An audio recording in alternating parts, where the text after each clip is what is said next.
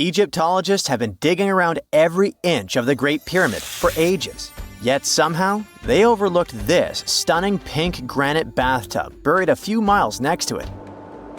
And here's the deal. This mysterious oval tube lying next to the Khufu pyramid for years may provide evidence that the Egyptians built the pyramids not only for monumental purposes, but also to generate electricity, experimenting with it long before Alessandro Volta and Thomas Edison. The Giza Plateau is famous for its three pyramids, Khufu, Khafre, and Menkaure. But there are also two smaller foundations next to them, the unfinished North Pyramid of Zayat el-Aryan and the Layer Pyramid. Some researchers say these buildings were never finished, while others think they were destroyed for more mysterious reasons. One of these reasons might have to do with the original usage of the Giza pyramids, the idea that they were used as an electricity generator. To connect these dots, we need to go back to the beginning of the 20th century. That's when an Italian architect and Egyptologist named Alessandro Barsanti decided to examine the Zayat el-Aryan pyramid. Near the site, he noticed something unusual: scattered granite fragments. To a casual passerby, these might have seemed insignificant, but Barsanti recognized the signs. You see, ancient Egyptians often used sites to prepare stones before transporting them to their final destinations. The fact that there was granite on the ground intrigued him. Granite was a more expensive material than the limestone typically used for pyramids, which suggested that it might have been intended for an important and possibly hidden structure. At a depth of 68 feet, they encountered a huge pink granite block. He kept going with the excavations, and they revealed ancient inscriptions carved into the stones. They sent the drawing to experts, but no one could decipher what they meant. Were they instruction sets to something? That's when Barsanti made his biggest discovery. He found an oval-shaped vat carved from pink granite and polished to a mirror-like finish. The thing is, the vat had been carefully sealed. When they opened it, they found a thin black residue along the walls. I'm thinking something in the lines of a black oily substance. This discovery raised many questions for him. It didn't make sense to him that ancient Egyptians would go above and beyond to seal and protect this strange vat. By 1911, Barsanti had to abandon his effort to figure out what was the deal with that mysterious pit. But his findings intrigued researchers all over the world, and they've got their own opinions about it. One of these modern theories suggests that the other pyramids could have been used as a part of a bigger whole. It suggests that the Khufu pyramid was actually used as a water pump designed to irrigate the desert area. Apparently, the pyramid's internal chambers would function as a hydraulic system. In the 1990s, an engineer took this theory seriously and studied the pyramid's subterranean chamber. Surprisingly, he found actual signs of water damage. Apparently, the pyramid generated powerful compression waves, aka pulses, that could create electricity. This raised an important question. Could the ancient Egyptians have used the pyramids as a generator in order to produce electricity? On paper, that was proven to be possible, but hey, agreeing on the original use of the pyramids is probably one of the most difficult things in the world. So, we're still not 100% sure about this. Apart from that, Egypt is a playground for important discoveries regarding humanity's past. I mean, scientists have just discovered what looks like a cosmic command center, similar to that room from the Doctor Strange movies. They discovered an L-shaped astronomical observatory, measuring around 9,000 square feet, dating back to the 6th century BCE. Definitely the first and largest of its kind from that era. The mud brick structure housed tools used for calculating dates related to ancient Egyptian rites, royal coronations, and agricultural plans. This observatory is located in the archaeological site known as the Temple of Phuto, just 50 miles east of Alexandria. It's pretty impressive. The structure was designed so that you'd get inside the room through an east-facing entrance. This way, you'd get to see the sunrise.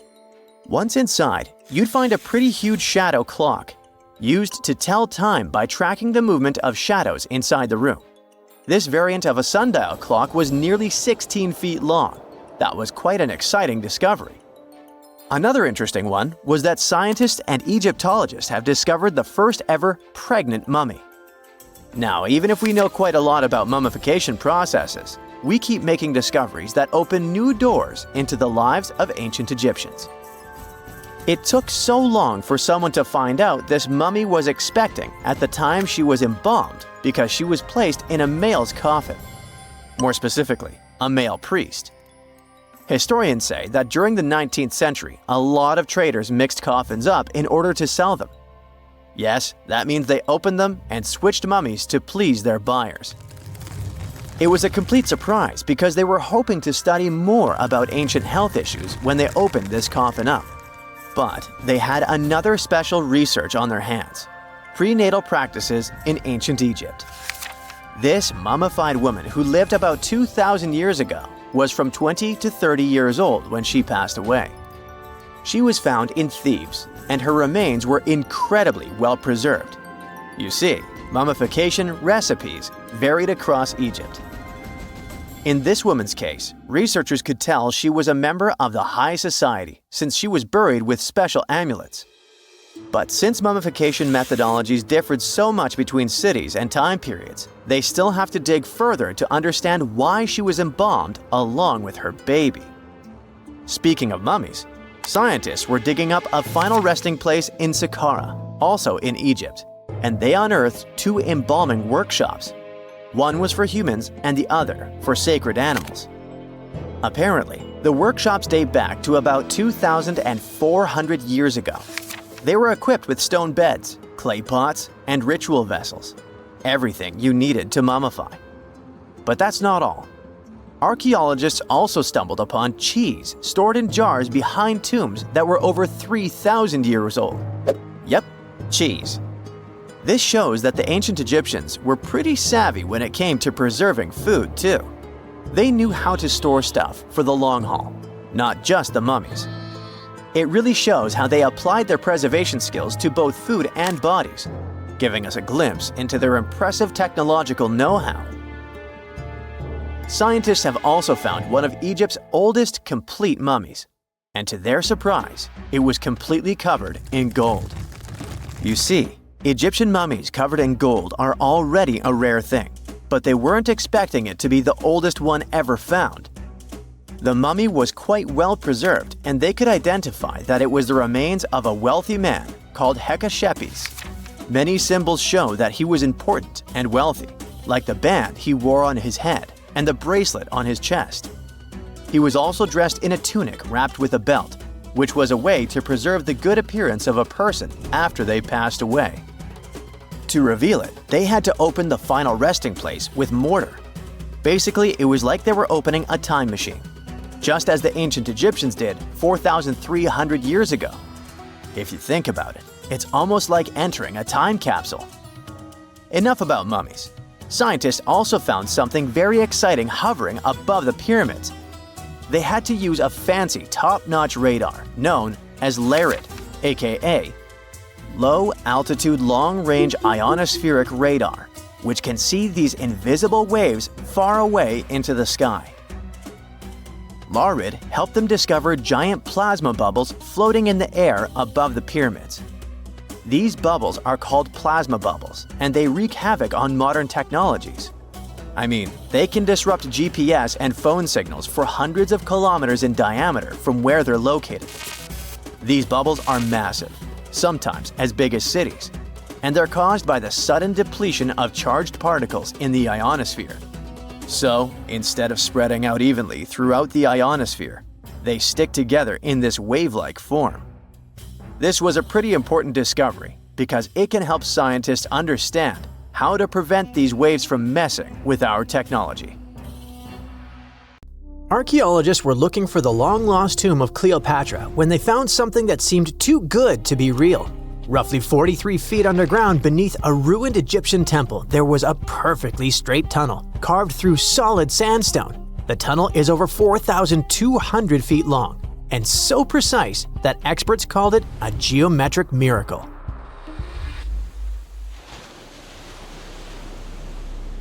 The tunnel sits beneath an ancient city west of Alexandria, near Egypt's Mediterranean coast. The team that found it carefully peeled back layers of stone and debris until they hit this passage, about 6.5 feet tall, cut cleanly into bedrock. There were no collapse marks or wandering curves, just precision. If you've ever tried to drill a straight hole into a wall at home and failed within seconds, imagine doing this underground for nearly a mile. Ancient builders had no GPS, no lasers, no modern surveying tools. Yet, this tunnel stays remarkably level over its entire length. That means they understood gradients, angles, and distance in a way that goes far beyond stack stones and hope. Engineers today rely on machines to maintain that kind of accuracy underground. These people relied on knowledge, repetition, and patience. Parts of the tunnel now sit underwater or collapsed, probably after several earthquakes that struck the region centuries ago. Some experts think the tunnel may have once connected the temple to water sources or ritual areas closer to the sea. Archaeologists noticed that the Egyptian tunnel is an exact replica of the Eupalinos tunnel in Greece. It's believed to be one of the most important engineering achievements of antiquity, which only makes the Egyptian tunnel more special. Underground passages in ancient Greece linked temples to sacred springs. Back in ancient times, people moved through space in specific ways, underground and above, to reenact myths and journeys of gods. A tunnel like this could represent a path to the underworld, rebirth, or divine transition. Nobody would invest this much effort in construction just for decoration. Plus, in earlier digs at the site, archaeologists pulled up all kinds of artifacts, including coins with the names and faces of Cleopatra VII and Alexander the Great. They also found figurines, statues of deities, a mummy with a gold tongue, and even an entire cemetery packed with Greco-Roman style mummies. The perfect geometric tunnel isn't an isolated flex. Not far away, underwater archaeologists off the coast of Alexandria uncovered something that sounds like it belongs in a royal travel documentary. A 2,000-year-old pleasure boat that once glided along the Nile. And this wasn't just another fishing vessel or cargo barge. It likely stretched over 115 feet long and 23 feet wide, and had a decorated cabin, plus around 20 rowers, which turned the river into a moving palace. This isn't speculation pulled out of thin air. An ancient Greek geographer named Strabo wrote about these exact boats around the 1st century BCE. He described lavish vessels used by royalty during festivals and ceremonial outings in Alexandria. For years, historians treated that as a poetic exaggeration. Then, this wreck surfaced, and suddenly, Strabo sounded less like a storyteller and more like a witness. Even ancient art backs it up.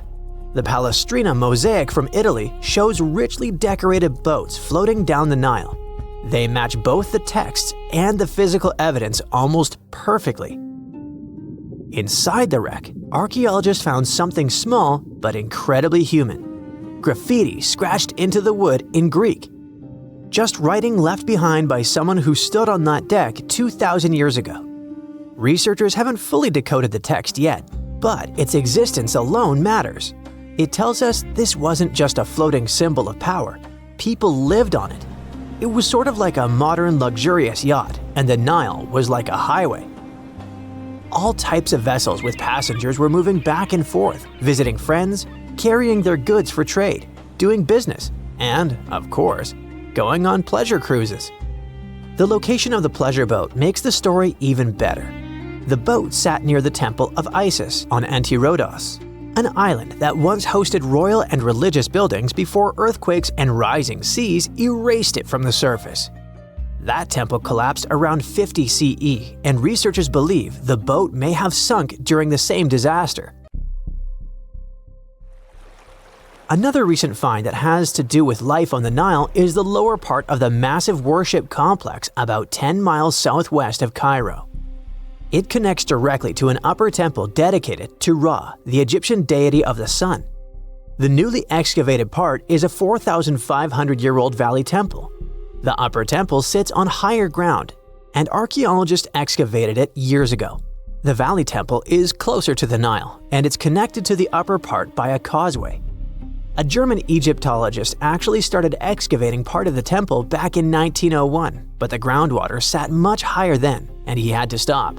Now, the groundwater level is lower, and a modern team has managed to excavate about half of the Valley Temple since 2024.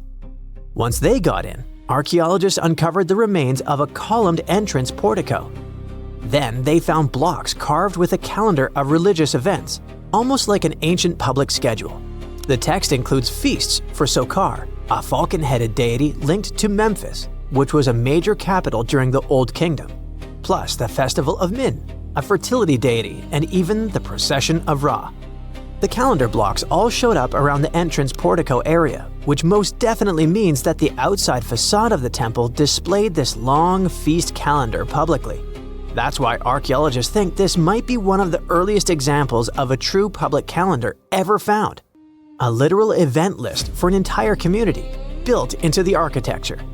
On top of that, the team found dozens of decorated blocks covered in inscriptions that named a pharaoh who ruled around 2420 to 2389 BCE and had the temple built. This temple shows how people moved through ancient Egypt. Because the upper temple handled the main worship, but the Valley Temple made the whole place accessible. It acted like the landing area for boats coming in, either directly from the Nile or more likely from one of its side channels. So instead of hiking across desert terrain, visitors could arrive by water, step onto the temple's landing stage, enter through the Valley Temple, then head up the causeway ramp toward the upper temple on the hill. After about a century of use, researchers found that the Valley Temple had been repurposed into a residential area. And the best part is, what they found from that era: 2 wooden pieces used for playing Senet, an ancient board game. Senet shows up at other Egyptian sites too, including King Tutankhamun's tomb, but nobody fully agrees on the rules today. Some discoveries in Egypt create new mysteries instead of solving the old ones. Earlier in 2025, archaeologists announced the discovery of the first pharaoh's burial found in or near the Valley of Kings since King Tut's tomb in 1922. The newly found tomb of Thutmose II flooded almost immediately after burial. Ancient officials rushed in, removed the mummy and most of the grave goods, and hid them somewhere else. The weirdest part is that an alabaster ointment jar inside the tomb links the burial directly to Hatshepsut, Thutmose II's wife and half-sister. The inscription basically says she made this monument for him, which proves she arranged his burial. But it still doesn't explain why she placed him here and later chose the Valley of the Kings for herself. Now, archaeologists are studying a huge mound of rubble near the tomb, about 75 feet tall, and suspect it was built to hide something important. If a second tomb sits underneath, it could be complete and undisturbed. So, the deeper the archaeologists dig, the more ancient Egypt stops feeling like a gone civilization and starts feeling like a paused one. Looks like it didn't just survive time, it outsmarted it. And we're only just beginning to catch up. We know that the ancient Egyptians were talented enough to build something as grand as the pyramids, but were they also smart enough to measure the speed of light? There's a theory circulating online that says exactly that. If you look at these 2 numbers, you'll see that they match completely. The first one is the speed of light in a vacuum measured in meters, and the second one is the latitude of the Great Pyramid of Giza. So, was it done on purpose, or is it just a coincidence? Well, happily, we can tell you that it's actually just a coincidence, not another conspiracy thingy. The Great Pyramid is just one of the many places in the world that share the same latitude. And more importantly, even if the ancient Egyptians had somehow measured the speed of light and chosen to keep it a secret from the rest of the world, they wouldn't have used meters to put it down. Meters were only defined at the end of the 18th century. The builders of the pyramids used a different unit of measure called cubits. 1 cubit is equal to 1.5 feet. Cubit was based on the length of the arm from the elbow to the tip of the middle finger, and it became popular in the ancient world. So if they wanted to impress the rest of the world and set the pyramids at a point that matched the speed of light in cubits, they would have to build their iconic constructions somewhere in Europe. And then the Danish astronomer who first measured the speed of light in 1676 would have been really upset to know that someone had done it centuries before him. So, although they were ahead of their time in many aspects, the ancient Egyptians never measured the speed of light or used longitude and latitude to map their locations. The base of the Great Pyramid of Giza might seem like a perfect square, but it's actually an 8-sided structure, not 4-sided. Each of its 4 sides has a subtle concave indentation that splits it evenly from base to tip. The official version is that a British pilot was the first to notice it in 1940 while flying over the pyramid. He took a photograph that showed shadows highlighting these indentations. Some people think these lines are only visible from above and can best be seen at dawn and dusk during the spring and autumn equinoxes. This has led to a freaky theory that the ancient Egyptians might have designed the pyramids to communicate with something looking at them from above. Now, the Great Pyramid is one of only 3 pyramids that used to have a swivel door. It weighed around 20 tons, but they could still easily open it from the inside. Its precise fit made it nearly invisible from the outside, with no visible latch or handle. There were only slight variations in the exterior stone that gave out an opening. The other 2 pyramids with similar doors belonged to Khufu's father and grandfather.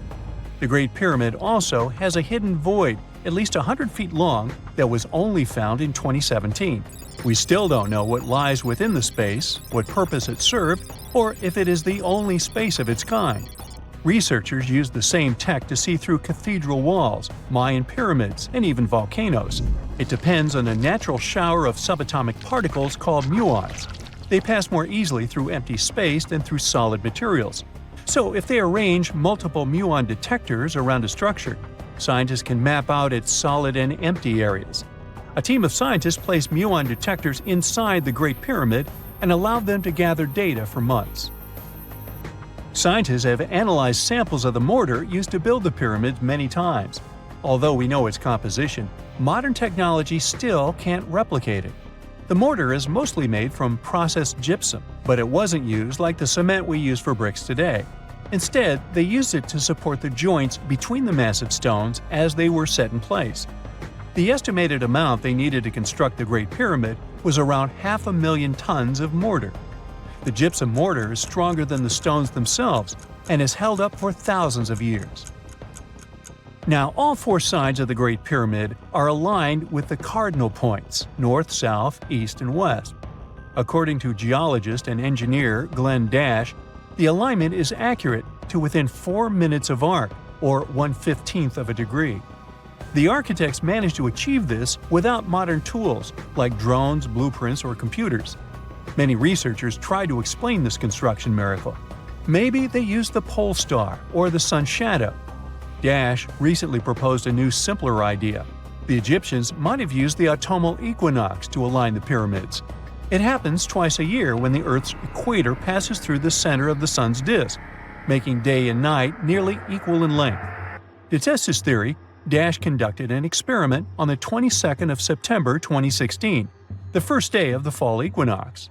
He used a special rod the Egyptians had to cast a shadow and tracked its tip at regular intervals, forming a smooth curve. By connecting 2 points of the curve with a taut string, he created an almost perfect east-west line. Dash noted that on the equinox, the shadow's tip runs in a straight line, nearly perfectly east-west, and with a slight counterclockwise error. There's a similar error in the pyramids. Although his experiment was conducted in Connecticut, Dash believes that the same method would work in Egypt. All the ancient Egyptians needed was a clear, sunny day. They could determine the fall equinox by counting 91 days from the summer solstice. But they left us few clues, and no engineering documents or architectural plans have been found that explain their methods. So they might have mapped shadows, but it's not definite. Now, scientists have long wondered how heavy stone blocks were carried to the pyramid sites, and they might finally have an answer. A research team from the University of North Carolina, Wilmington, has discovered that 31 pyramids are likely to have been built along a long-lost ancient branch of the River Nile. It's now hidden under desert and farmland. For many years, archaeologists have thought that ancient Egyptians must have used a nearby waterway to transport materials, equipment, people, and whatever else they needed to build the pyramids on the river. But up until now, they weren't certain of the location, shape, size, or proximity of this waterway to the site of the pyramids. The group of researchers used radar satellite imagery, historical maps, geophysical surveys, and sediment coring to map the river branch. They believe it was buried by a major drought and sandstorms thousands of years ago. The team managed to go below the sand surface and get images of some hidden features thanks to radar technology. They found hidden rivers and ancient structures running at the foothills of where most of the ancient Egyptian pyramids lie. The discovery of this extinct river branch helps explain the high pyramid density between Giza and Lisht, in what is now an inhospitable area of the Sahara Desert. Now, Egypt isn't the only country with the most pyramids in the world. The champion's title here goes to its southern neighbor, Sudan. It has between 200 and 255 pyramids, compared to Egypt's measly 138.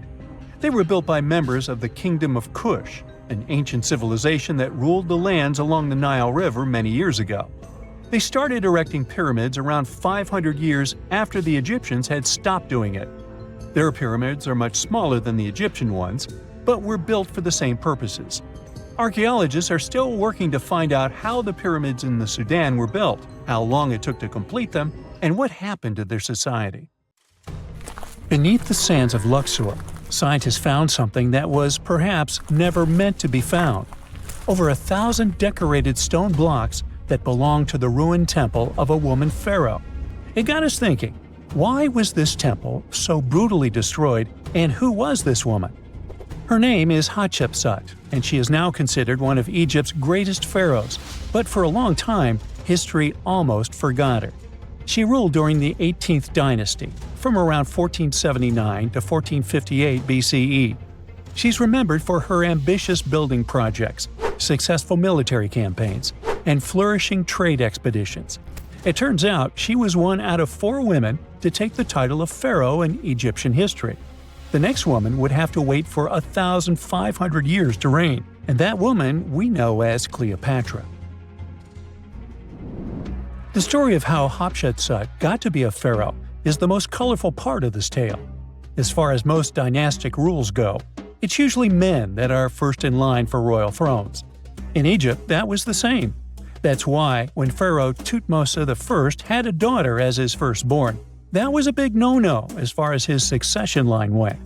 A few years later, Pharaoh Thutmose I passes away.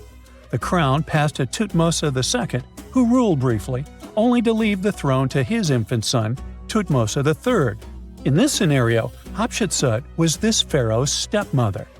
So what happened was that Hatshepsut served as advisor to her stepson, since he was too young to rule on his own. But after 7 years, she made an unprecedented move. She decided to seize power and declared herself Pharaoh of Egypt. Now this was not a simple power grab. Hatshepsut understood that if she wanted to rule, she had to present herself as a legitimate king. In a bold move, she adopted the full royal regalia, including the false beard traditionally worn by male pharaohs. She was often depicted in statues and hieroglyphs as a man, wearing the pharaoh's kilt and headdress. But this wasn't about disguising herself. Experts believe she never tried to hide her identity. Inscriptions on her statues often included feminine titles, like Daughter of Re, or grammatical structures that combined male and female terms, such as His Majesty herself. This showed that while she adopted traditional symbols of kings, she still acknowledged her true gender. But she needed to go even further. To legitimize her rule, she crafted an elaborate origin story. She claimed that the deity Amun himself had visited her mother in the form of her father, Thutmose I, and that she was his divine daughter. Now this was no small claim, since pharaohs were seen as deities on earth. By aligning herself with Amun, she strengthened her right to the throne.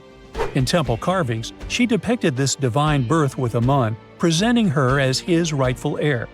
These narratives weren't just mythology, they were tools, ensuring her position remained unchallenged.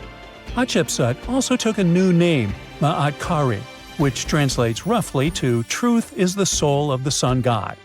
The word Ma'at was central to Egyptian beliefs. It represented order, justice, and divine balance. Pharaohs were expected to uphold Ma'at to ensure Egypt's stability. By calling herself Ma'at Kari, Hatshepsut was likely reinforcing that she was a legitimate and rightful ruler. Her reign was truly great. She led Egypt into an era of peace and prosperity, launching massive building projects and restoring temples across the kingdom. Her most famous achievement was the construction of her temple at Deir el-Bahari, a pretty impressive architectural masterpiece carved into the cliffs of Luxor. Hatshepsut initiated one of the most ambitious construction projects in ancient Egyptian history, commissioning monuments, temples, and obelisks to immortalize her reign.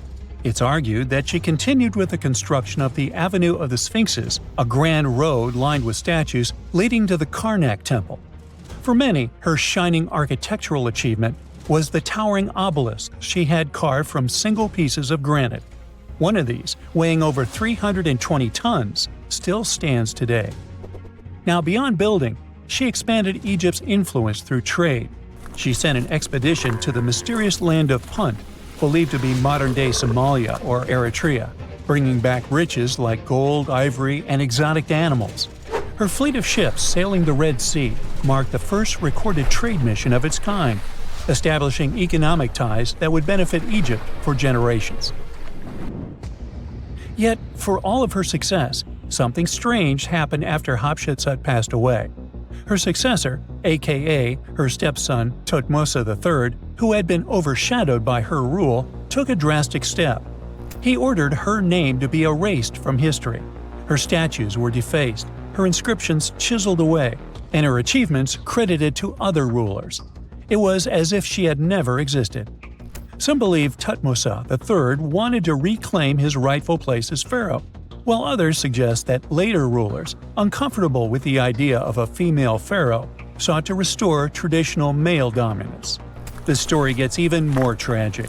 The power struggle between stepmother and stepson continues, since, even after her passing away, Thutmose III built his own temple right next to Hatshepsut's at the Valley of the Kings. But he built his temple with one deliberate modification.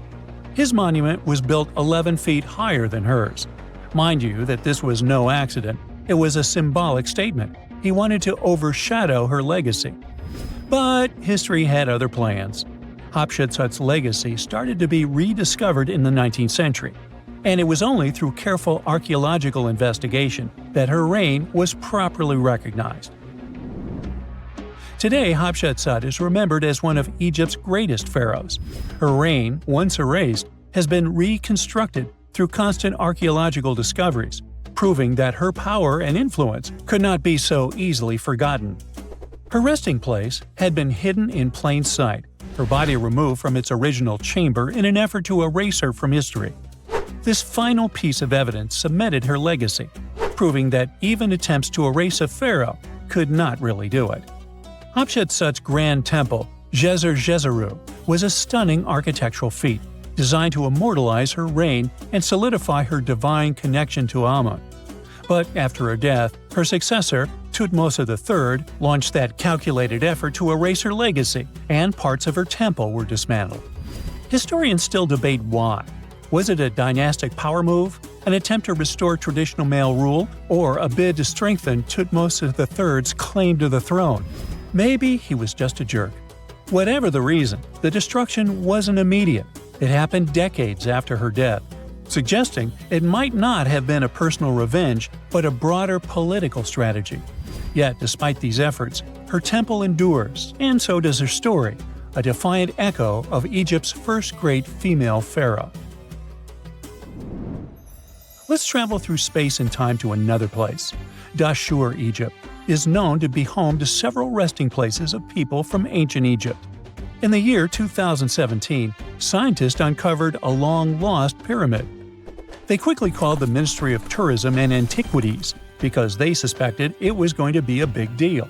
Unlike most pyramids that were found in the area, this one was completely sealed. Lifting the capstone was a delicate process. When they finally managed to open the pyramid, they expected to find an undisturbed chamber. Instead, it was chaos. The place had been looted, and the personal items of the person that had passed away were scattered all over. But in the middle of the wreckage, they found a chest. Using the latest scanning technology, they managed to read the damaged hieroglyphs on its surface. What they found was unbelievable. The name inscribed there was as clear as day: Princess Hatshepsut. Ooh. The discovery made in 2017 also opened up a lot of questions. After further analysis, scientists discovered the remains belonged to another Hatshepsut. It belonged to a princess that lived during Egypt's 13th dynasty. The fact that her resting place had been looted before it was sealed made scientists wonder, were these ancient people trying to hide something about this public figure? And why is there almost no record about her in ancient Egyptian history? Ooh, stay tuned. 2 centuries ago, a 31-year-old Frenchman stormed into his brother's office in Paris. He had only one thing to share. "I've got it!" The man was so excited that he immediately collapsed. He spent the next 5 days in bed recovering his health. Who was this mysterious person, and why was he so thrilled? Jean-François Champollion made one of the greatest scientific breakthroughs in human history. He had cracked the code of Egyptian hieroglyphs. This enabled scientists to finally unravel the secrets of this ancient civilization. They weren't able to read hieroglyphs for nearly 2,000 years. After the Romans took over Egypt, the intricate writing system slowly faded away from people's minds. The last of the hieroglyphic texts date back to the 4th century. For thousands of years, Egyptians used images to show their lives. But the knowledge of how to read these pictures was lost to modern science. The story of hieroglyphs began in 3250 before current era. That's when ancient Egyptians developed writing. Their motivation was to better organize the distribution and storage of goods. One of the earliest examples is a ceramic jar that had an inscription in black ink. There were 2 major writing systems. The first were the hieroglyphs, which literally means sacred carving. Egyptians carved hieroglyphs in stone on temples, tombs, and similar monuments for 3,000 years. They present a system of pictorial texts. A pictograph is a picture or a drawing that stands for an idea of a word. It's a precursor to the true writing as we have it today. For example, when Egyptians wanted to write ibis, they would draw a small image of the bird. Hieroglyphs can be found on walls. They were a formal way of writing. The other writing system was hieratic. Egyptians mostly used it when writing on papyrus. That's an early, thicker form of the paper we have today. It soon evolved into demotic. This improved version became the most common writing systems in ancient Egypt. Then, in the early 4th century BCE, Alexander the Great took control of Egypt. This was the time when the Greek Ptolemaic dynasty ruled the country. You've probably heard of the last ruler of this dynasty, Cleopatra. During her time, Egyptian Demotic and Greek were used side by side. The two started mixing, and by the year 100, a new language emerged, Coptic. It slowly replaced the ancient writing system. Only Egyptian priests used hieroglyphs for the next couple of centuries, and then their meaning was lost to history. But not forever. Arabs were the first who tried to solve the mystery of the hieroglyphs. Medieval travelers came across these strange symbols and wanted to understand their meaning.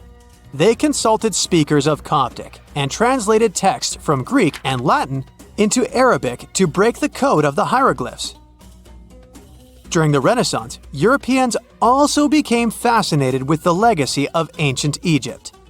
Scholars from the Old Continent believed that hieroglyphs were a group of symbols as opposed to a written language. This was all about to change in 1799. A year earlier, Napoleon, the famous French ruler, arrived in Egypt. His subordinates constructed a fort that dated back to the 15th century. Rashid, or Rosetta, was a port town in the northeast of Egypt, near Alexandria. One section of the old fortification wall contained an interesting slab inside. The stone tablet was made of a granite-like rock. It was just 40 inches high and 30 inches wide. It contained 3 distinctive sections of text carved into it. The letters were in 3 scripts and 2 languages: hieroglyphs, demotic, and Greek. It was a fragment of a larger ancient stela. These are upright stone slabs that are used to dedicate to a person or an event, but the one from Rosetta was damaged. 2/3 of the hieroglyphic text on the top was missing. The bottom Greek text lacked a cornerstone. The only fully preserved section was the writing in demotic in the middle of the slab. It eventually ended up in the British Museum. The scientific community was intrigued, and the race was on to decipher it. Prints and casts of the slab went out all over Europe. Scholars already knew ancient Greek, so in theory, this shouldn't have been so hard. The first people who saw the Rosetta Stone thought the process would take 2 weeks. In the end, it took 2 decades. The main issue was the fact that hieroglyphs and spoken ancient Egyptian didn't have a connection anymore. Scientists didn't know what sounds the letters on the slab corresponded to. Imagine if English disappeared 1,000 years in the future. Then someone finds a tablet with the word dog. At first, they wouldn't know how to read the word or the individual letters. Even if they figured out how to pronounce the word, they wouldn't know its meaning. This is what linguists were dealing with in the case of the Rosetta Stone. The careful study of the artifact produced another find. The texts weren't direct translations of each other. They both described the same event, but in different words.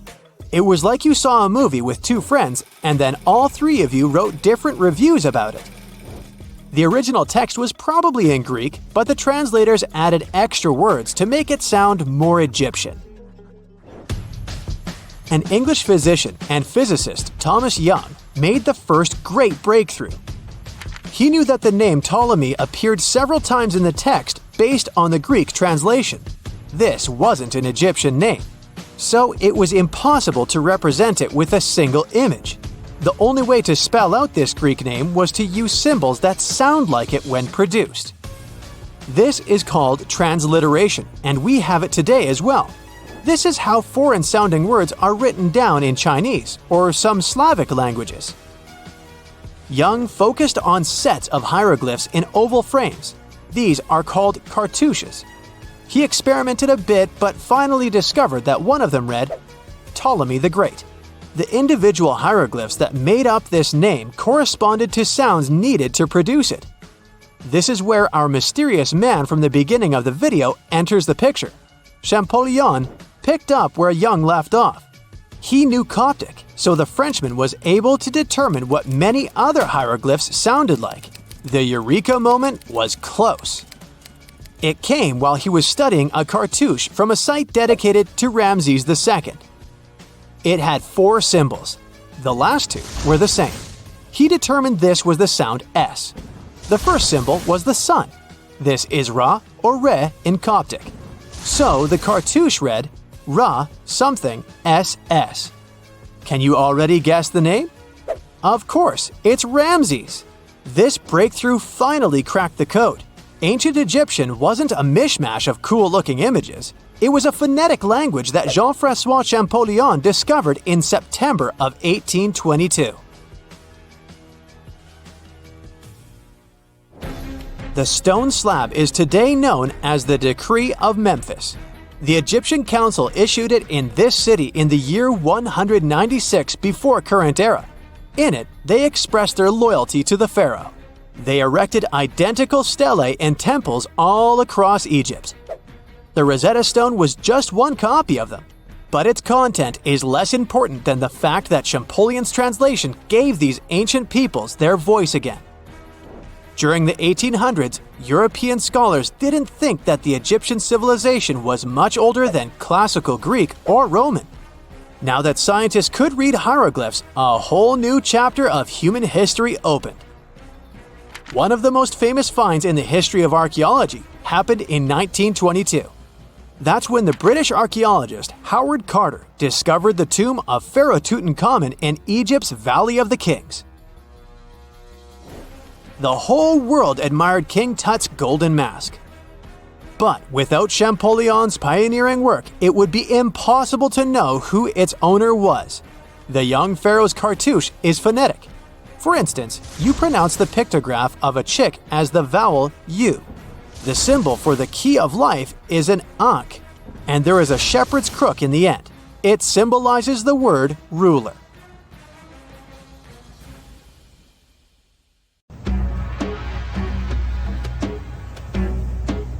This is not a dune set. This is a very real desert in Niger. Jado was probably built by the nomadic Sao people and is filled with ksars, which are fortified houses made of salt and clay, with giant walls and secret passages. Located deep in the desert, it was once a vital stop for trans-Saharan caravans, but is now a hotspot for smugglers and bandits. The site has been off-limits since 2002 due to its dangers. The origin of the ksars remain a mystery. No archaeological studies have been conducted, leaving many questions unanswered.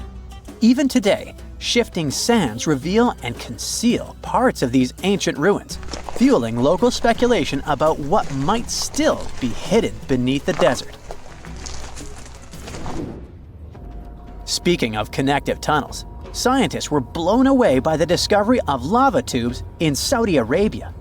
These underground passages form when molten lava cools down.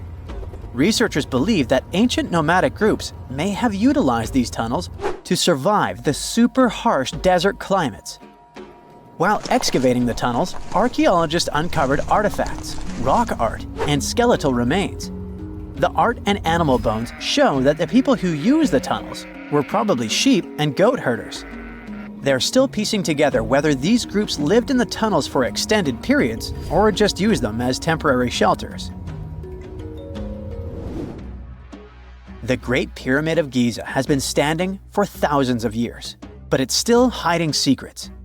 Using special scanning technology, scientists found two hidden structures under an ancient burial ground. The first is a shallow L-shaped structure, and below it is a much larger space that could be a final resting place or a chamber. The smaller structure was filled with sand on purpose, while the deeper one might be an empty chamber. Experts believe the two are connected, possibly as an entrance leading to a secret chamber. This is big news because it might give us some more insight into who built the pyramids and why. The world is full of ancient writing, but some messages refuse to give up their secrets, like the mystery of the Bashplemy tablet. This unusual stone, pulled from a lake in Georgia, is covered in symbols no one can read. Even with modern technology, experts are completely stumped. The tablet is about the size of a book, with 60 symbols carefully carved into its surface, but 39 of them don't match any known language. Some resemble scripts from ancient civilizations in the Middle East, India, and Egypt, but none are an exact match. To make things even trickier, part of the tablet is broken off, meaning a piece of the puzzle is missing forever. To rule out a hoax, scientists studied the tablet closely. They confirmed it's made of vesicular basalt, an extremely tough local rock. Whoever carved these symbols must have been really skilled. Based on similar archaeological finds, experts believe the tablet could date back thousands of years, possibly to the late Bronze or early Iron Age. Some symbols repeat, which could mean they're numbers. Maybe it's an inventory list, a record of battles, or even an offering to the deities. Until someone cracks the code, the Bashplemy tablet remains an unsolved mystery from the depths of history. Experts are still stumped with what this Minoan disc might mean. The Phaistos Disc is one of the most mysterious finds from the Minoan civilization. This 6-inch clay object, discovered in 1908, has strange spiral markings that no one has fully decoded yet. The disc has 241 symbols on both sides, showing everything from people and animals to tools and plants. Experts have come up with many theories about what the symbols mean. Some think it's an early form of Greek. Others suggest it's a prayer or a hymn. And some even believe it could be a letter from a king in Anatolia to a Greek ruler. Let's see who will be the first to figure this out.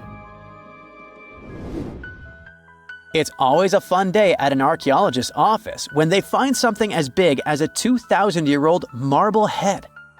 A French archaeologist mission went digging inside an old medieval house near Alexandria in Egypt and found a statue's head depicting an old, possibly ill man.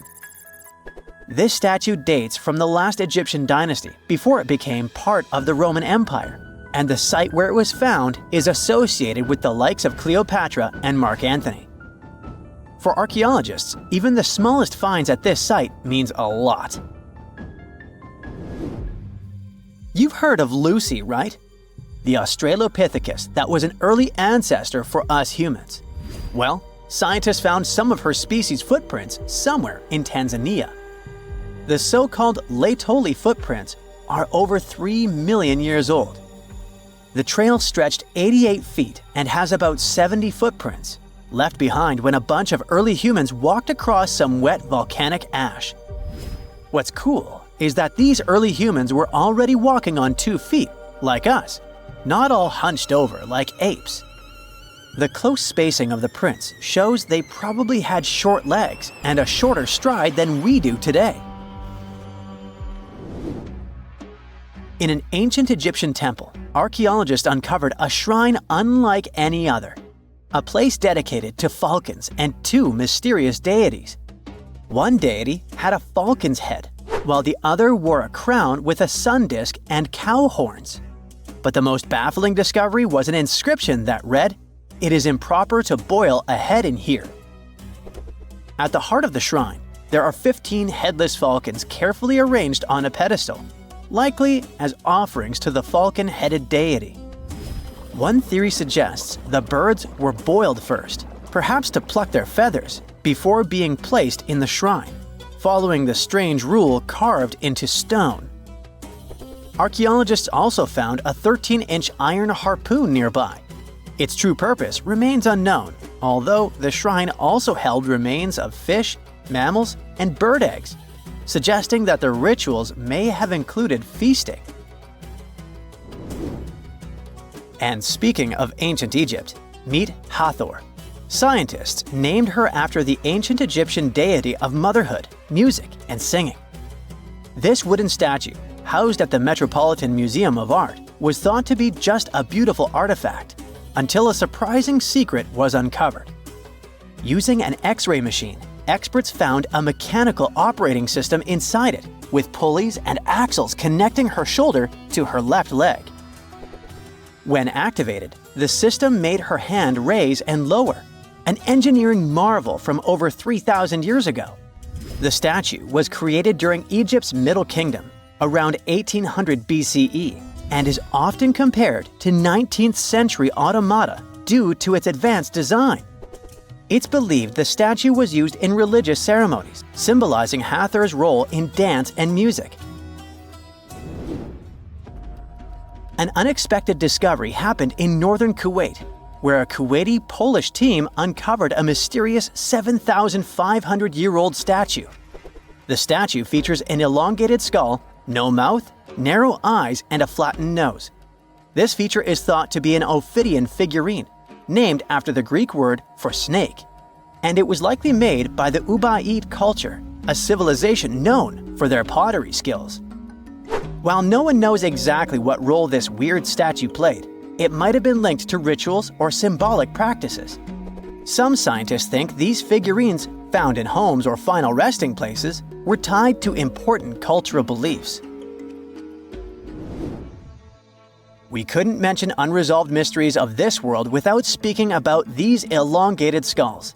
In the deserts of Peru, researchers uncovered 5 ancient skeletons, 2 with unnaturally elongated skulls. While head shaping was common in many cultures, These skulls defy explanation. Local legends tell tales of the so-called gentiles, a mysterious race banished underground by the powerful deities. Some say this is what the skulls represent. Others think this is some type of genetic anomaly, which was confirmed after finding an infant skull, too large to be artificially shaped. Secant, cosine, tangent, sine, 3.14159. Yeah, that was the cheer we heard coming from the trigonometry club back in the day. For the rest of us in math class, terms such as sine, tangent, and pi were just bewildering.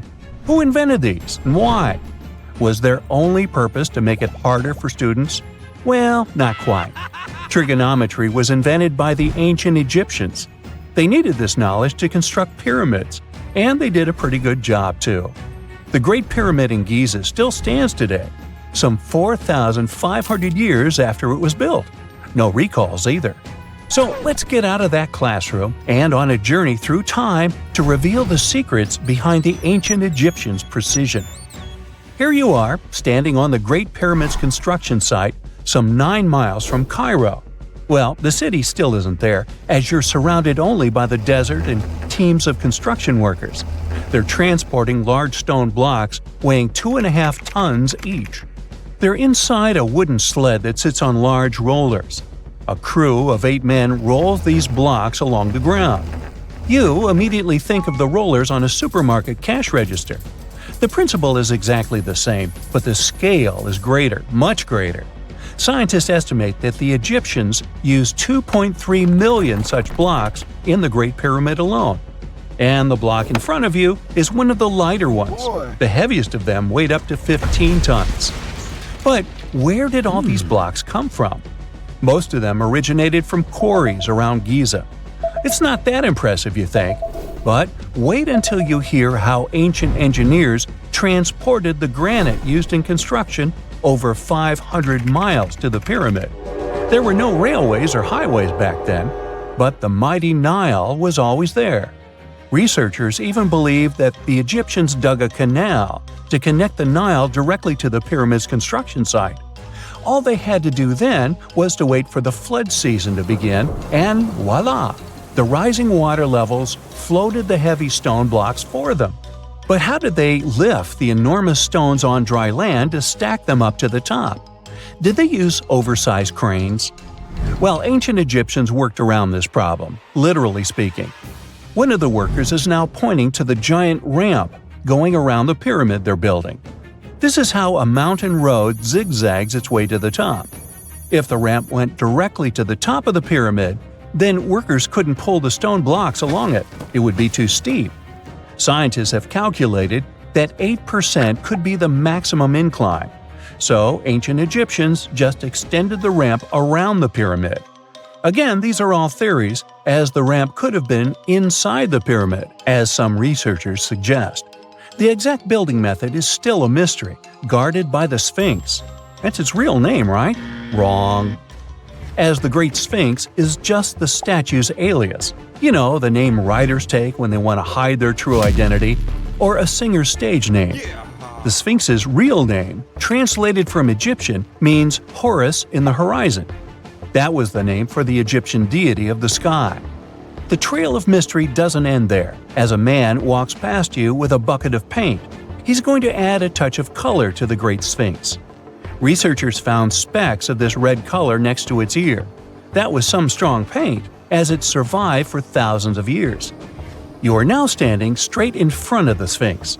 You look up. It's very tall, right? 66 feet to be precise. Now resist the urge to take a selfie. You can do it. Now you notice something else. It looks like the Sphinx is in the center of a giant triangle in the back. That's one side of the Great Pyramid. And no, your eyes are not playing tricks on you. The Sphinx really does sit in the center of the pyramid's lateral face. Here's where math comes in handy. A pyramid has 4 sides, called lateral faces. There's also a 5th face, the base, but that's not visible. It's, wait for it, face down. The Sphinx has one last mystery to reveal: its age. Scientists agree that Pharaoh Khafre built the Sphinx. He ruled after his father, who had built a Great Pyramid nearby. So both structures were finished around the same time. Let's talk about numbers again. You've heard of Cleopatra, the Egyptian princess described as a woman of great beauty. Hello? She saw the pyramids, but she lived closer to the time of the first iPhone than the time of the people who built the pyramids. Fascinating, right? You can see thousands of people around you. They're working hard to build the pharaoh's tomb. But how many of them are there exactly? One Greek philosopher estimated there were as many as 100,000 workers. Seems like an okay number for such an enormous structure, but it can't be true. Science simply can't back up this number. Egyptologists put the total number of workers at 30,000. And yes, Indiana Jones was one of them, at least on the big screen, but he showed up late. Egyptologists know a lot about the pyramids, but not everything. Not because they don't want to, but because they haven't yet dug up enough evidence. They can only guess how the building process went. First, engineers would arrive to choose the right spot and do the necessary measurements. That's why they needed all that complicated math. Then, it's time for sourcing the material, the large stone blocks I mentioned earlier. When boats deliver them to the site of the future pyramid, workers can finally do their thing. They operated in smaller groups, but there were at least 2,000 of them chiseling and carving away at any given time. Sounds like a typical construction site today? Well, that's because it is, just thousands of years ago. It's amazing what ancient Egyptians were able to achieve with just copper and stone tools. The pyramid is now complete in front of you. But is it the same pyramid we see today? Why is this structure shining bright in the desert sun? Isn't it supposed to be a dusty yellow color? Well, no. Human activity and the elements have completely stripped the outer layer of stones over time. Expert craftspeople polished these blocks using nothing but stone and sand. The end result was a smooth and shiny rock. On the day it was completed, the Great Pyramid of Giza was a perfect triangle of light. Its polished sides acted like giant mirrors, reflecting the powerful Egyptian sun. This is the point where you should put your glasses on, and that shiny thing you see at the pyramid's very top is actually gold. The capstone at the top of the pyramid is called a pyramidion. It was covered in sheets of gold. As you can guess, these were the first stones to disappear. Let's make another stop before we get you back to your classroom. We travel to the British Isles, and no, Stonehenge isn't our destination. It is Newgrange in County Meath. Scientists estimate that the ancient peoples of Ireland built this stone monument around the year 3200 BCE. This makes it older than both Stonehenge and the Great Pyramid in Giza. The function of the circular mound in Newgrange is the same as the one of the Great Pyramid and equally mysterious. The estimated amount of loose stone present in the valley is over 220,000 tons. And it's not just randomly thrown on a pile. The order in which the stones are set makes the structure water-resistant. That would explain how Newgrange had survived for so long. Kinda makes you want to splash out the cash for that waterproof phone case, huh? Well, you're back in your school desk, but today's math lecture is the last thing on your mind. You're thinking about how great the Egyptian pyramids are, and if we have something similar today. It turns out modern engineers are just as impressed with the Great Pyramid as you are. There's a glass pyramid sitting in the main courtyard of the famous Louvre Museum in Paris. The panorama of San Francisco wouldn't be complete without the 48-story Transamerica Pyramid. But Las Vegas went the furthest. There we find the Luxor Hotel. It's so big that it's the third largest pyramid on the planet. And guess what's in front of it? Yup, a replica of the Sphinx. It's 110 feet tall, 2 stories higher than the one in Giza. Yeah, everything's bigger in Vegas. There's a place on Earth that looks like it came straight out of the movie Dune. Massive platforms of stone and mud rise in the middle of a scorching desert. And somehow, people manage to survive in such a hostile environment. Oh, really? But, unlike the movie, this real city in Peru was abandoned over 3,000 years ago, and has stayed hidden from us until now. Meet Panyeko. This lost city is located in the Warara province, north of Lima.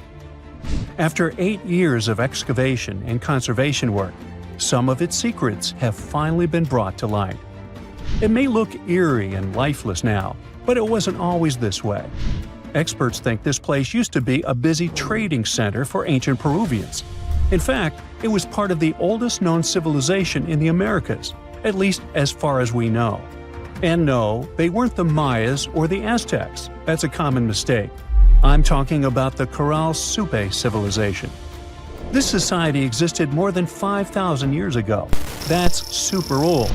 To put that in perspective, while the Sumerians in Mesopotamia were reaching their peak, and the Egyptians were just starting to build things in Giza, the people in Caral were already building pyramids. Thanks to them, Peru is now seen as one of the 6 places where civilization first began. But unlike the objects we find from ancient Egypt or Mesopotamia, you won't see Caral artifacts in museums, at least not fancy vases covered in mysterious letters, since they didn't know pottery or writing. What they did know was how to build big. They left behind mind-blowing architecture, such as stepped pyramids and huge sunken plazas, like massive open-air arenas big enough to hold hundreds of people.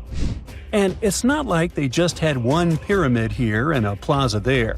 No, as I said, they built big. So far, researchers have found as many as 30 major metropolitan centers across what we now call the Caral region or Peru's north-central coast. You can think of them as full-on cities, with residential areas, several plazas, and ceremonial temples. Their largest pyramid, known as Piramide Mayor, stands nearly 100 feet tall, with a base covering an area the size of about 4 football fields. That's substantial. Oh my god! And building all that surely wasn't easy. It took planning, coordination, and specialists. That suggests that Caral must have had organized labor and strong leadership to pull it off. Despite creating these incredible constructions, Caral cities stayed hidden for thousands of years. And even when researchers first came across the area, it took decades for them to realize how important it really was. They already knew about the ruins back in the 1940s, but it wasn't until the 90s that the first major study of Caral was done. And there's a reason they were ignored for so long. The architecture was so advanced and the proportions so huge that people thought, nah, this has to be something modern. They couldn't have been more wrong, though. And in 2001, studies finally recognized that Caral was the oldest known civilization in the Americas. Archaeologists believe this society existed from around 3,000 to 1,800 years before the Common Era, and for 4,000 years they flourished in complete isolation. Chances are they never met another civilization at all. This may explain why they are considered such a peaceful society. Researchers haven't found any signs of conflict. No fortifications, no battle gear, no trace of fighting. Instead, they seem more focused on commerce and, well, pleasure. Looks like they love music. In one of the temples, for example, archaeologists found 32 flutes made from bird bones. I wonder what that sounded like. Anyway, the Caral lived along 3 rivers, the Fortaleza, the Patavilca, and the Supe.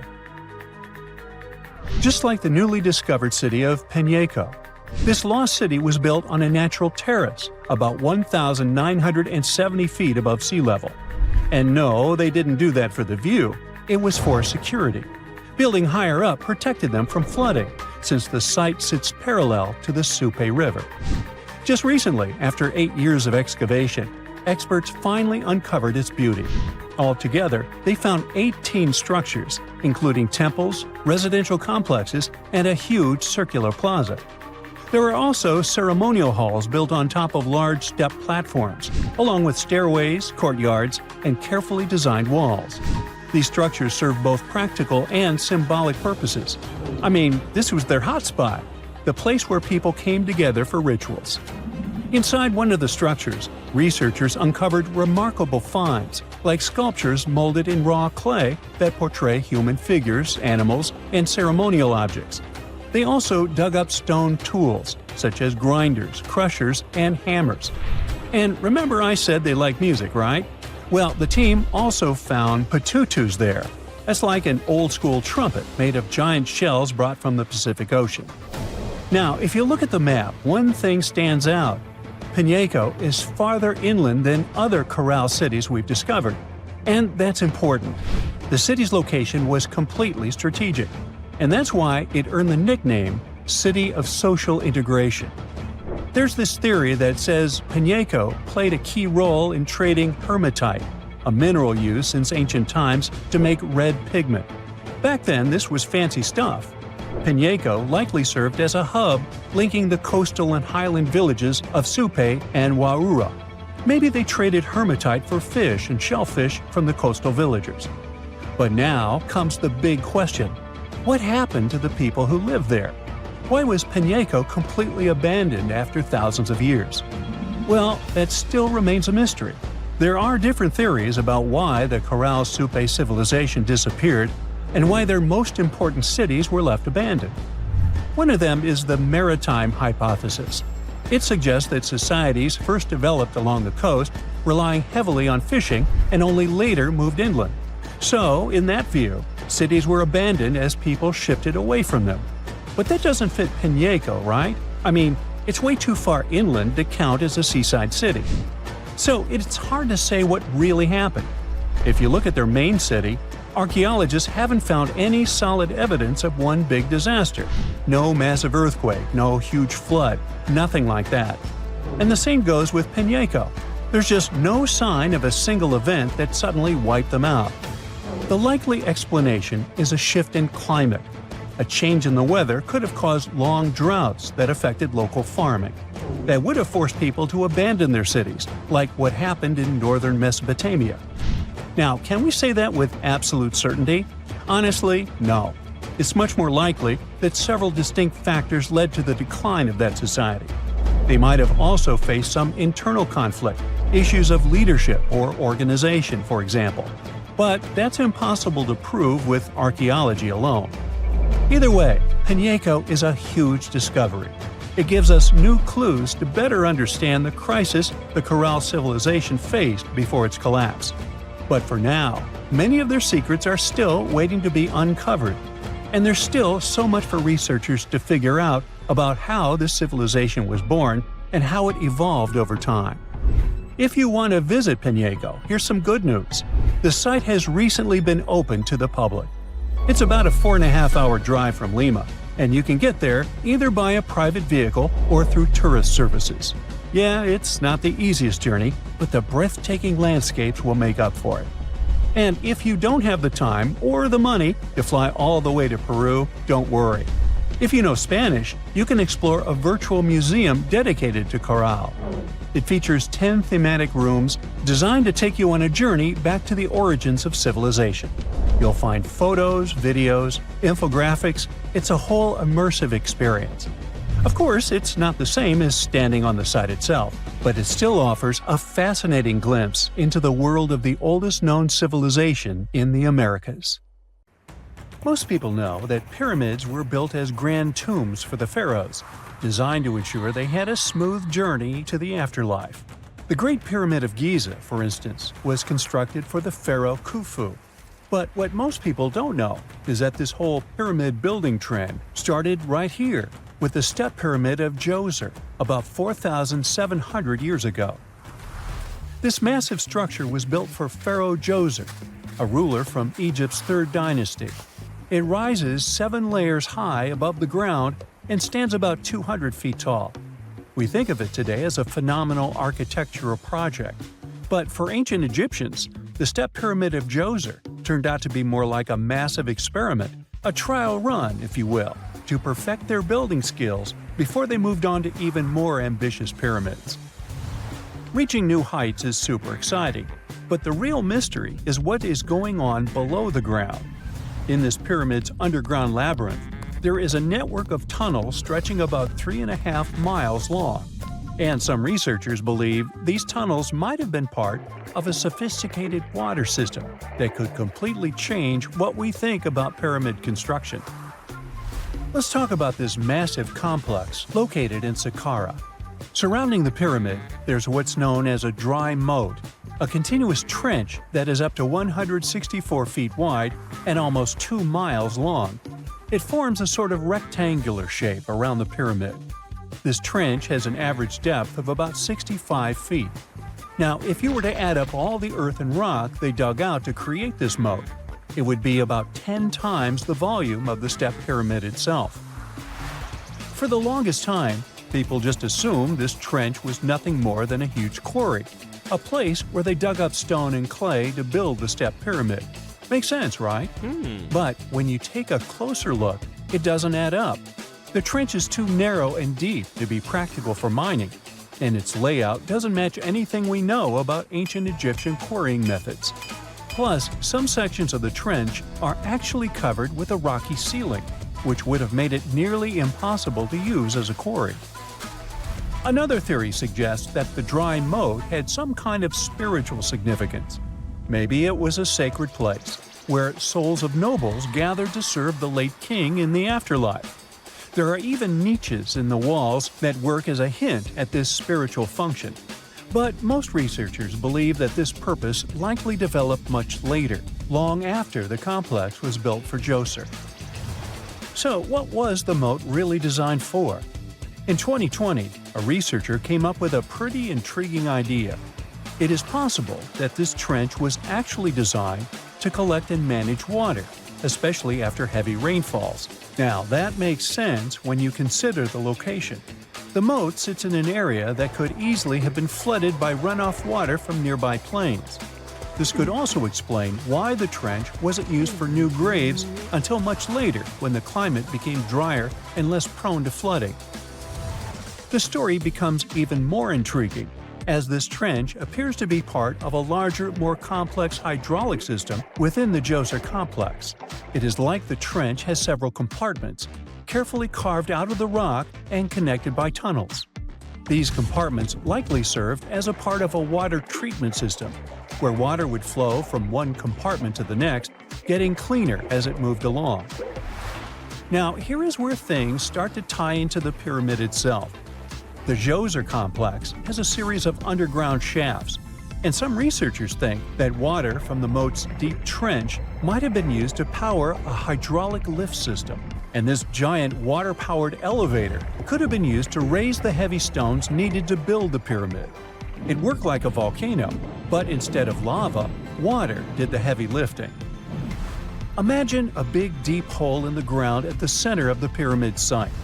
Inside this hole, there was a huge wooden platform, kind of like a giant raft that could move up and down. When the workers wanted to lift a heavy stone, they would fill the hole with water. As the water rose, the wooden platform started to float up, carrying the stone with it, almost like a giant water-powered elevator. When the stone reached the right height, the workers slid it off the platform and onto the pyramid. The idea is that water from the deep trench, after being cleaned and filtered, would flow into these shafts. A massive float, possibly made of wood, would then rise as the water filled the shaft, lifting the stones up to where they were needed for construction. Once the stone was in place, they'd let the water out, lowering the platform back down to the bottom, ready to lift the next stone. This fancy hydraulic lift system could have been a game changer, making the whole building process a lot faster and more efficient without using a lot of workforce. It is like the ancient Egyptians were already embracing the whole idea of work smarter, not harder. But of course, not everyone is on board with this theory. Some experts argue that the area where the step pyramid of Djoser was built couldn't have held enough water from occasional rains to maintain such a fancy hydraulic system. The main theory suggests that, in the past, there might have been some kind of lake nearby that would have filled up after a period of rain, and this lake could have supplied water to the complex's hydraulic system. But there is no mention of such a lake in any ancient Egyptian writings, so it might be more of a what-if situation than a reality. And then there's the issue of the hard work itself. Remember when I said this method could have allowed the ancient builders to raise stones with far less effort? Well, that might not be entirely true. According to some experts, Just building this hydraulic device would have required a lot more heavy work than simply moving the stone blocks using good old-fashioned manpower. And let's not forget, the step pyramid of Djoser is like a baby pyramid compared to those that came later. The stones used for Djoser's pyramid weighed, on average, about 660 pounds each, which is nothing compared to the more than 2.5-ton blocks used later for the pyramid of Chephren. If this cool water lift theory gets completely ruled out, we still need to explain how this pyramid was built in the first place. To answer that, we need to rewind a bit and talk about the original plans. See, before Djoser's tomb became a pyramid, the idea was to construct a simple mastaba. This type of tomb was pretty common in earlier periods, a flat-roofed rectangular structure with sloping sides. But after the original mastaba was finished, they decided to expand it a bit by adding more layers on top. And then they added even more layers, until the construction reached 6 distinctive steps, each one smaller than the previous. And they probably did all this by raising those heavy stones using ramps, not a water-powered elevator. There is still so much we don't know about the step pyramid of Djoser. More research is definitely needed to fully understand how this system worked, or if it even existed at all. But the idea of using water to help build the pyramid adds a whole new layer to our understanding of ancient Egyptian engineering. It's a powerful reminder of just how clever and resourceful those builders were, using the natural landscape and the power of water to create one of the most iconic monuments in history. You're heading to Spain with a team of archaeologists to try to find some ancient artifacts. You get lucky and uncover one of the greatest treasures of the Iberian Bronze Age. Iberian refers to the Bronze Age culture of Portugal and Spain. So you find and unearth coins, jewelry, vases, vessels, and 2 pretty strange items. One is something like a part of a scepter, and the other resembles a bracelet. And you know what's strange about them? They're connected with space. In 1963, several miles away from the city of Villena, Spain, scientists discovered the treasure of Villena, one of the most significant gold hoards from the Bronze Age. Interestingly, are there bronze treasures from the Golden Age? Never mind. All the gold found dates back to sometime between 1500 and 1200 BCE, except for that scepter and bracelet. They were made by inhabitants of another planet, so their production date is unknown. Okay, that's a joke. However, a small part of this joke is true. When scientists studied the found gold, they discovered that those 2 items were made of iron. So what, you might think? Well, the catch is that in the Bronze Age, people didn't mine or manufacture iron. Work with this metal began around 850 BCE, about 400 to 700 years after the creation of the treasure of Villena. How is this possible? A clue to this mystery can be found in ancient Egypt. In the tomb of Pharaoh Tutankhamun, an iron dagger was found, which was also made of similar iron. But this dagger was much more valuable than all the others. And that's because it was made from a space object, a meteorite. Yeah, that bracelet and scepter were also made of meteoritic iron. Its difference from Earth metal is that cosmic iron has a high nickel content, so it all makes sense.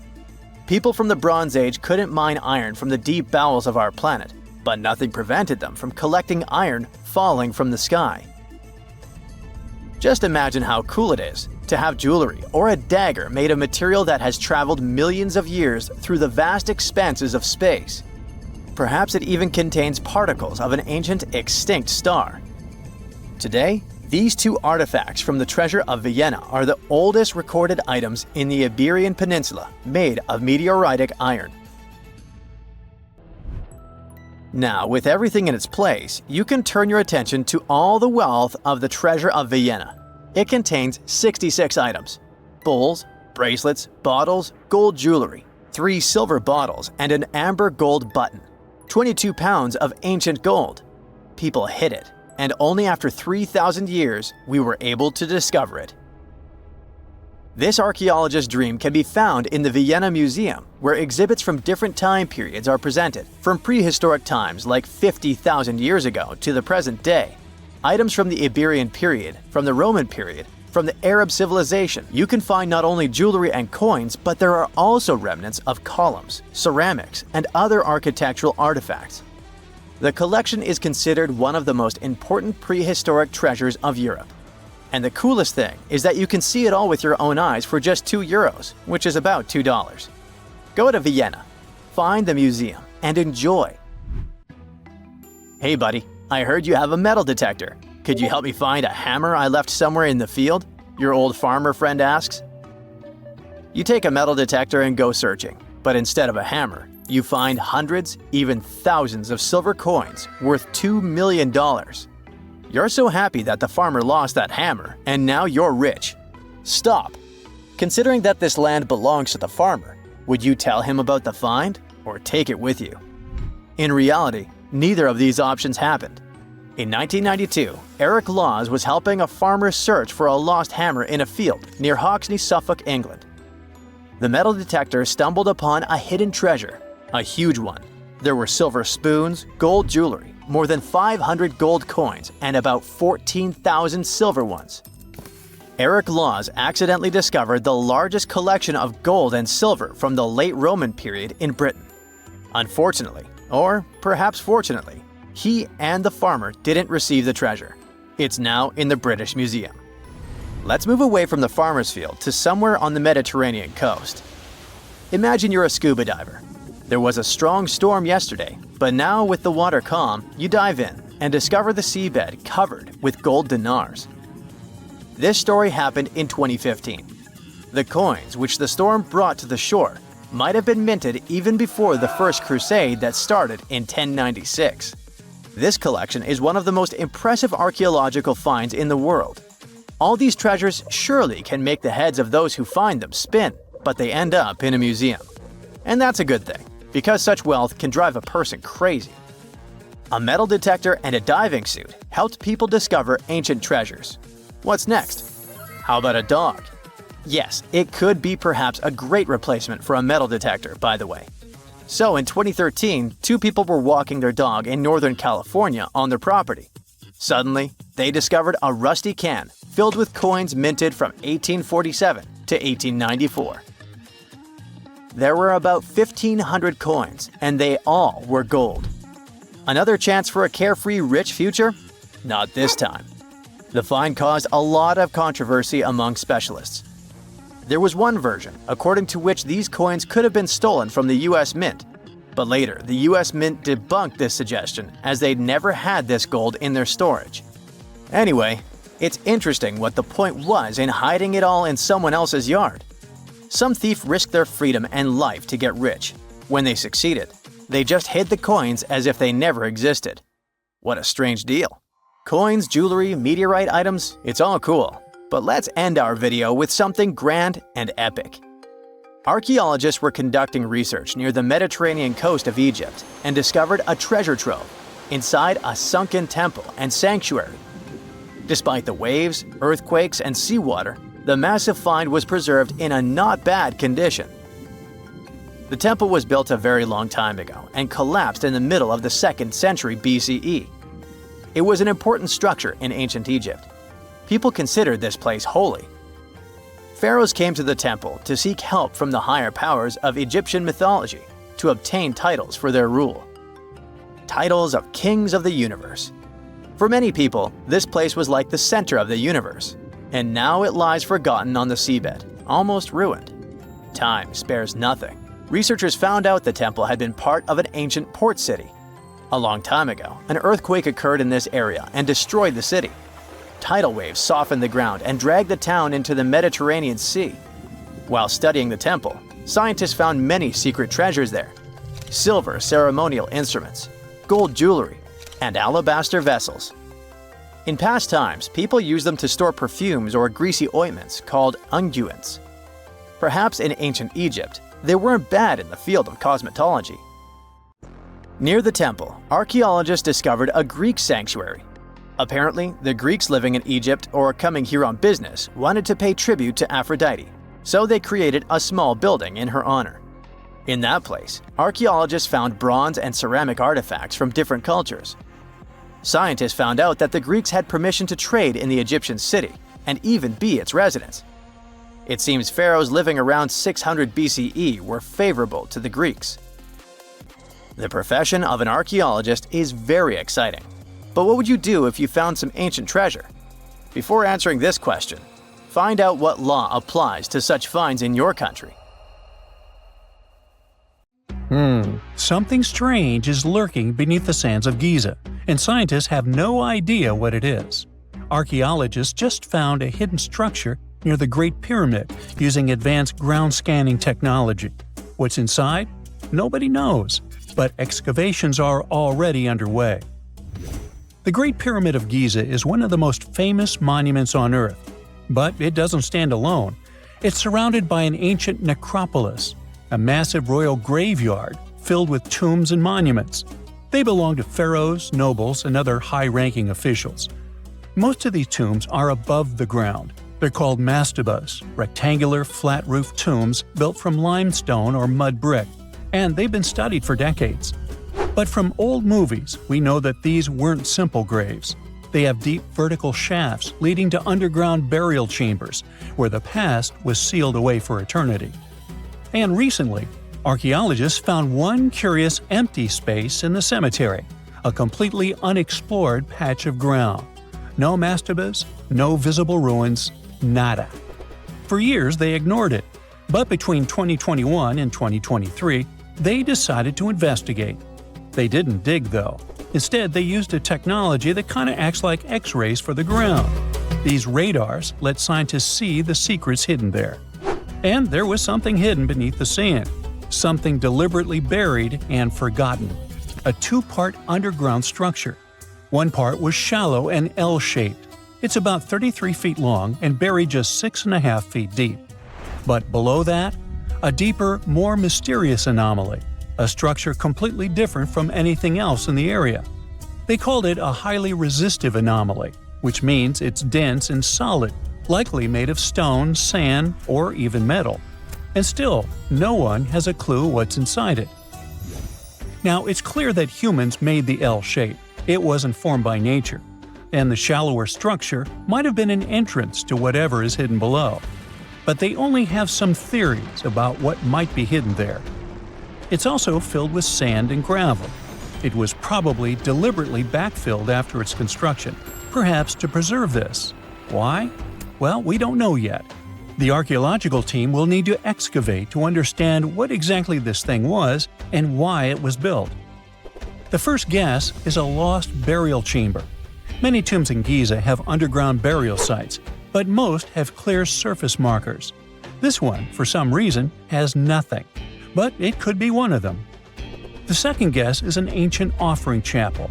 Egyptologists know that some chapels were built in this shape, but usually they were above ground, not buried like this. And finally, it might be something we've never seen before. If this turns out to be a new type of structure, it could rewrite what we know about the burials of pharaohs. The only way to know for sure is to dig it up, and that's exactly what's happening right now. Excavations are already underway. Archaeologists are racing against time to uncover the truth. But there's a real danger there too. Giza's fragile ancient structures need to be handled carefully. Otherwise, they could be damaged beyond repair. So all we can do is wait for the truth. Now, these tombs always held fascinating mysteries. Unfortunately, we'll never learn tons of these mysteries because of some relentless tomb robbers. Egyptian tombs were built to guard the bodies for eternity. But that absolutely didn't stop people from breaking in and stealing everything valuable inside. They've been bothering these ancient sites for thousands of years, starting way back in Pharaoh's times. Many of the most famous tombs, including those in Giza, Saqqara, and the Valley of the Kings, were looted. It was a common practice in ancient Egypt. And they were serious about this whole thing. They dug secret tunnels to bypass traps and walls, bribed or threatened tomb workers to get inside knowledge, cracked open sarcophagi to grab gold, jewelry, and artifacts. And by the time modern archaeologists got to most of these tombs, they had already been picked clean. The reigning pharaohs got tired of this infuriating nonsense. The Valley of the Kings, the famous burial ground of Egyptian royalty, was supposed to be the ultimate safe zone. Tombs were built deep underground, hidden in the desert. Passages were sealed with giant stone blocks.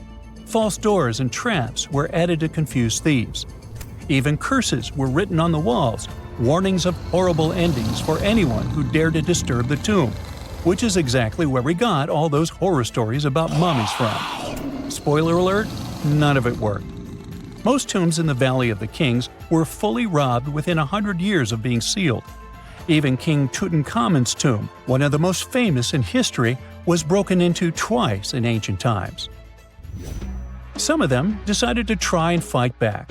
The New Kingdom rulers built hidden unmarked tombs in a way that should have prevented the looters from finding them, but didn't work.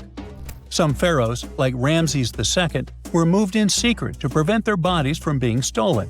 Nope, didn't matter. The grave robbers always won. That's because tomb raiders weren't just random thieves. They were skilled, organized, and well-connected. They knew exactly where to look. Many were the ones who had built these sites in the first place, and they knew where the entrances were. If they couldn't smash through the doors, they'd dig through the walls, floors, and even ceilings to break inside. They also worked fast, often within a few years after the tombs were sealed, before anyone forgot where the valuable stuff was. The Khufu's pyramid, the one that's next to this newly discovered structure, was looted long before modern times. The one thing left inside when explorers got there? An empty granite box where the sarcophagus used to be. Unfortunately, it's not just about gold. History itself gets stolen during these raids. Ancient Egyptians wrote detailed records of what exactly and where they buried. So when archaeologists compare these lists to what's found, they can see what's missing, which is often everything valuable. Most artifacts don't end up in museums. They just disappear into private collections, where they can never be studied again. Which is, of course, completely unfair. In fact, a few countries have had enough and started passing laws to take historical artifacts back from private collectors. In Italy, if you own an ancient Roman artifact, you must prove you got it legally. China is actively hunting down stolen artifacts, and they must find ways to retrieve it back from the Western collectors. In Egypt, they passed new laws making it illegal for private citizens to own any ancient Egyptian artifacts at all. Other countries, like the US, the UK, Germany, or Switzerland, are completely fine with rich guys owning their history. The British Museum is built on looted things. European empires invaded half the planet and took whatever they wanted back home. Their museums are often full of such stolen artifacts, and unfortunately, they refuse to give most of them back. For example, the Rosetta Stone. It was taken from Egypt by Napoleon's army, then stolen again by the British after they beat the French. Egypt has been demanding to return for years, but they still can't get it back. Or the Parthenon marbles. These magnificent massive Greek structures were taken from the Parthenon in Athens by a British lord in the 19th century. Greece has been begging for them back ever since, but the UK doesn't feel like it. Not to mention tons of Mesoamerican artifacts scattered in various museums across the world. European explorers raided Mayan and Aztec temples, took statues, jewelry, and sacred objects, and now Mexico is fighting to get them back. Well, wouldn't it be surprising even if this mysterious underground chamber has somehow been looted already? But if it's a newly found place, could it be one of the few that escaped the hands of grave robbers? Could there still be ancient artifacts, untouched for 4,500 years? We can only hope that those guys didn't get there first. It's nighttime, and you're about to walk inside Pharaoh Tutankhamun's final resting place. You know, King Tut. You don't have a torch, but at least you came with a flashlight. You walk down several flights of stairs and observe how the walls are carved in hieroglyphics and what looks like a spell. Those who take anything from this place will be doomed for life, the spell says. Even if you don't really believe it, this scares you a little bit. You find a huge stone door. Is it a trap? You manage to open it, but oh no, it's only an empty chamber. You check your map. It seems like you're heading in the right direction. After what feels like hours, you realize you must be trapped inside a labyrinth. You try to retrace your steps, but you can't find the door where you came in from anymore. That's it, you think to yourself. You've fallen for the Pharaoh's trap. What's worse, you didn't bring a lunch. Okay, so we've all seen Hollywood movies where the main character is exploring ancient ruins and faces some seriously dangerous traps, right? We've been told Egyptian royalty protected their final resting places with venomous scorpions and snakes, sliding doors that will trap you for life, and giant rolling boulders that will crush anyone on their paths. The thing is, were these traps truly real? Well, I regret to be the one to break it to you, but this is all fiction. These elaborate traps were too technologically advanced for ancient civilizations to pull off. That is not to say, however, that there weren't any traps at all.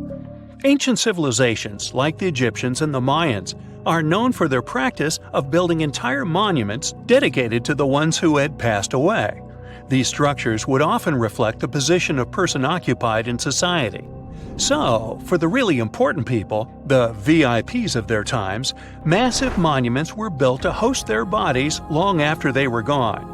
Some of these civilizations believed that a person's life would continue on the other side of the veil.